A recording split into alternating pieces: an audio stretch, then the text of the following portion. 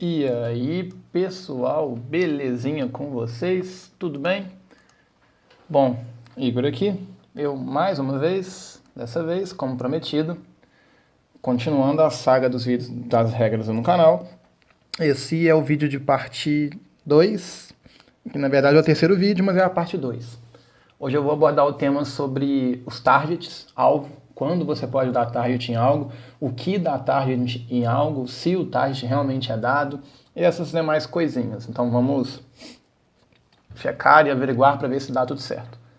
Bom, já deixando aqui avisado de uma vez, vou pegar minha bagacinha vermelha que eu gosto muito, me apresentando bonitamente e já pedindo de uma vez para que você se inscreva no meu canal se ainda não é inscrito e que deixe seu like no vídeo, pois isso me ajuda muito. Então, bora pro vídeo. Bom, um básico sobre escolher alvos, né, sobre dar targets, é que dentro do PSCT a gente consegue determinar isso. Dá para você ver claramente se um efeito dá um alvo ou não. Como você sabe isso? Ah, o que é PSCT? Bom, volta nos meus vídeos, tem a parte 1 e a parte 2 já disponíveis no meu canal, já tem uma semana. Então olha lá, porque o vídeo está bacana, espero que você acompanhe, que sem isso fica difícil você aprimorar o seu conhecimento, porque está tudo uma coisa atrelada em cima da outra. Beleza, então vamos lá. Um efeito, ele escolhe um alvo se e somente se a carta usar a palavra escolher, que é a palavra target, entendeu? Se não tiver a palavra target, ele não vai dar target, entendeu? De maneira lógica. Isso é muito simples, é bem simples. Você tem que lembrar novamente que isso só aplica às cartas do PSCT, as cartas de 2011 para cá, porque o texto veio, né, aprimorado para isso. Deixa eu pular para o próximo slide. Olha só, o primeiro exemplo, a Fênix Wing Blade lá, PWWB. Descarte uma carta e depois escolha uma carta que seu oponente controla, ou seja, isso é um custo, tá vendo? Ponto e vírgula, vídeo 2, e coloque o alvo no topo do deck. Isso claramente determina um alvo em campo. Agora um outro exemplo, a Mirror Force. Quando o monstro do oponente declara um ataque, ou seja, uma condição, 2 pontos, vídeo 1, destrua todos os monstros em posição de ataque que seu oponente controla. Bem simples, viu? Isso não escolhe alvo. Tem a palavra alvo em algum lugar? Não. Olha só. Agora tenta mudar um pouco e vamos olhar para questões de alvo quando o efeito está sendo resolvido. Isso muda bastante coisa. Olha só. As coisas ficam mais interessantes quando a gente olha depois do ponto e vírgula. Se um efeito também usa a palavra alvo depois do ponto e vírgula, então as condições do alvo que foi escolhida precisam estar todas corretas quando o efeito resolve, ou ele vai resolver sem efeito. Isso é muito importante, vocês vão perceber isso no próximo slide. Usar a palavra alvo antes do ponto e vírgula ou depois do ponto e vírgula implica em diferenças gritantes no dia a dia do jogo que muitas das vezes passa despercebido. Olha só, isso pode parecer um pouco meio prolixo, justamente por ser coisas que passam no dia a dia e você acaba deixando para lá e não acompanha muito. Mas olha só, tem alguns exemplos aqui, ó. O primeiro exemplo é o Atlanta's Marksman. Ó. Quando essa carta foi enviada para o cemitério para ativar um efeito de um monstro água, ou seja, a condição é que ela seja enviada. Aí ela tem aqui, ó, você escolhe uma carta baixada que o seu oponente controla, ponto e vírgula, o custo é escolher uma carta que o seu oponente tem baixada. Agora repare que ele fala logo em seguida, destrua o alvo. Destrua o alvo, ou seja, o alvo é a carta baixada. Olha só, o efeito usa a palavra alvo depois do ponto e vírgula. Então ele escolhe uma carta baixada. E essa regra do PSCT está nos dizendo que esse carinha aqui, ele verifica se o alvo ainda está baixado na resolução antes de destruí-lo. Então se a carta que ele deu o target, ela for ativada, e no caso virar de face para cima, ele não vai destruir. Porque ela fala alvo depois do ponto e vírgula, entendeu? Tem mais alguns exemplos aqui, como por exemplo, às vezes ele não vai falar, mas aí é conjugação do nosso português. Olha só, escolhe uma carta de magia armadilha baixada no campo, ponto e vírgula, destrua-o, sacou? Olha só, destrua-o. Ela não usa a palavra alvo, destrua-o. Destrua-o não é de destrua o alvo, é de destrua-o, simplesmente conjugando, você destrua a carta, entendeu? Aí tá lá. Como ela não usa alvo depois do ponto e vírgula, ela não se importa se o alvo ainda está com a face para baixo no momento da resolução. Então ela irá destruir a carta de qualquer maneira. Agora, se o Dragons Ó, se o Marksman aqui te desse destrua-o também, mesmo que você ativasse a carta seria destruída, normalmente. Mas como fala o alvo, repare que ele é ultimate, ó, tá vendo? Tá, isso não muda nada. Mas se ele tivesse, como ele não tem a palavra alvo, ele precisa fazer essa verificação se a carta ainda é igual quando foi dado o alvo, entendeu? Olha, por exemplo, aqui a Trap Hole. Quando seu oponente invocar um monstro por invocação normal ou flip de 1000 ou mais de ataque, escolha o monstro, ou seja, o target, tá vendo? É escolher, a condição é a invocação, e destrua o alvo. Uma vez que diz alvo, depois do ponto e vírgula, ele só irá destruir o monstro escolhido se ele ainda tiver 1000 ou mais pontos de ataque no momento da resolução.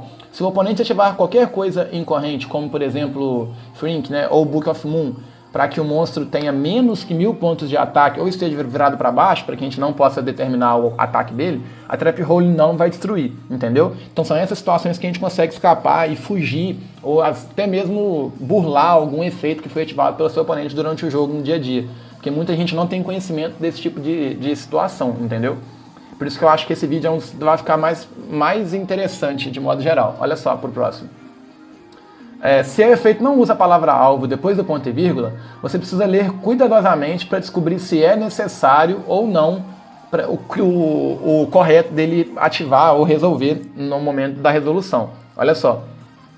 Quando seu oponente invocar um ou mais monstros com 1500 ou mais pontos de ataque, essa é a condição, você destrói esses monstros com 1500 ou mais, e se isso acontecer, você os bane.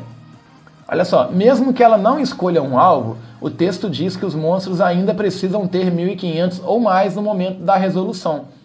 Por que o texto diz isso? Porque, olha só, você destrua esses monstros, tá vendo? Ele não tem o ponto e vírgula que eu falei que deveria ter. Quer dizer, o ponto e vírgula não. Ele não tem a palavra alvo, mas ela cita a palavra alvo de uma forma indireta. Olha só. Você destrua esses monstros. Esses monstros significam os monstros que foram invocados. Eles foram invocados com os 1500. Então aqui está citando eles novamente, entendeu? E se isso acontecer, os bane. Se ele mudar o ataque dele para uma forma que escape do efeito, a Borolés não irá destruir ou banir o monstro, entendeu? Vamos pro... acho que... opa, peraí. Aí. Agora, olha só. Observem os efeitos que não localizam as cartas quando elas mudam de local de campo. Eu vou simplificar dando um exemplo do Monstro Reborn, que todo mundo sabe.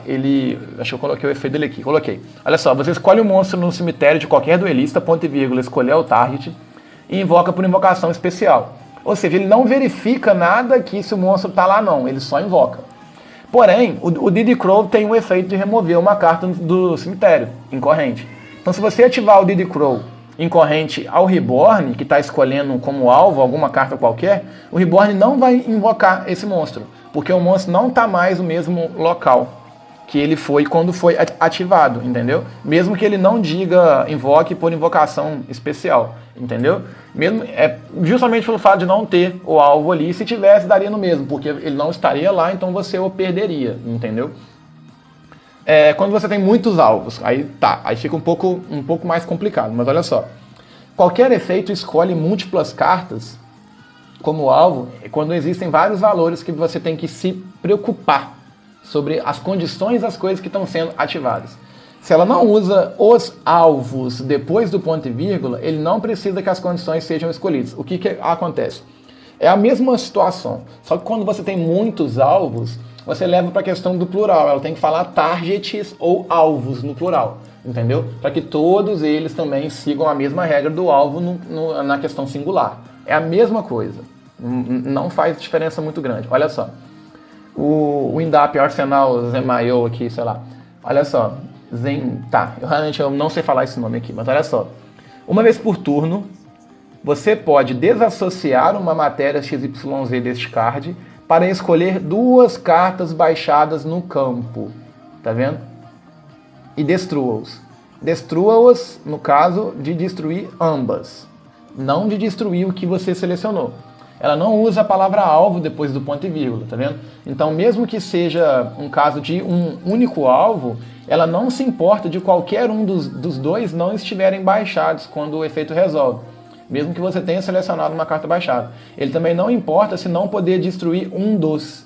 Ele ainda vai tentar destruir um ao outro. Ela não exige que você tenha que destruir os dois, entendeu? Não é o caso da Master Plan dos Spyro, por exemplo. Quando ela sai de campo, ela fala que você precisa buscar a questão do end. Tem que buscar um monstro e o campo. Isso que atrapalhou prejudicialmente quando limitou o campo, o deck, porque você não pode mais fazer os dois. Você precisa fazer um ou outro, entendeu? Na verdade nem é um ou outro, é um e outro. Agora olha só um exemplo diferente. Se ela usa os alvos depois do ponto e vírgula, então ela verifica as condições de todos os alvos escolhidos de forma individual no momento da resolução. Olha o Tiger Dragon. Quando essa carta foi invocada por invocação tributo, ao oferecer... quando ela for invocada, né, for oferecida um tributo para ela, para um bicho dragão, você pode escolher até 2 cartas de magia ou de armadilha com a face para baixo que o seu oponente controla, ponto e vírgula, ou seja, o custo é escolher até 2. Até 2, então pode uma só também. Você destrói os alvos, tá vendo? Os alvos, no plural. Então, se um alvo for virado para cima, o Tiger Dragon não irá destruí-lo, mas ele vai checar se o outro alvo pode ser destruído. Se puder, vai ser, entendeu? Porque aqui falou os alvos no plural, mas não te obrigou, não te deu a exigência de tem que ser os dois, entendeu? Agora, olha só, ambos ou todos é um efeito de forma diferente em que você precisa trazer tudo. Como por exemplo o Jar of Avarice aqui, ó. Ele verifica as condições do alvo escolhidas de forma coletiva, não é de forma individual. De forma coletiva apenas quando usa a palavra ambos ou a palavra todos. Olha só. Escolha 5 cartas no seu cemitério, exceto ele mesmo. Ou seja, o target, o custo é escolher. Você embaralha todas as 5 cartas no deck e depois compra uma carta. No momento em que você escolhe as 5 e está ativando o custo, você está pagando o custo, certo? Mas uma vez que ele se refere a todos os 5, mesmo que não tivesse 5, se tivesse só o todos, se um Diddy Crow for ativado em corrente e banir uma das 5, o Jar não vai levar nada pro deck, porque ele precisa levar tudo, entendeu? Porque todos ou ambos significa tudo ou nada. Ativou o Jar, tomou, sei lá, alguma coisa que tirou um dos alvos do seu cemitério, ele não vai mandar nada pro deck, nem vai comprar nada, entendeu? Essa é o X da questão. A palavra distribuída no texto faça você interpretar o texto de maneira sem muita dificuldade. É o PSCT. Bom, é isso. Estou preparando aqui o vídeo sobre o Segoc ainda para sair semana que vem. O vídeo vai ficar um pouco grandinho, esse de Segoc, ele é um pouco conteudista, ele é meio grande. Mas eu espero que ele fique bom. É um conteúdo massivo, mas é um conteúdo interessante. Então, de modo geral... agradeço vocês por terem vindo até aqui, espero que estejam comigo na próxima. É isso aí, até semana que vem, muito obrigado.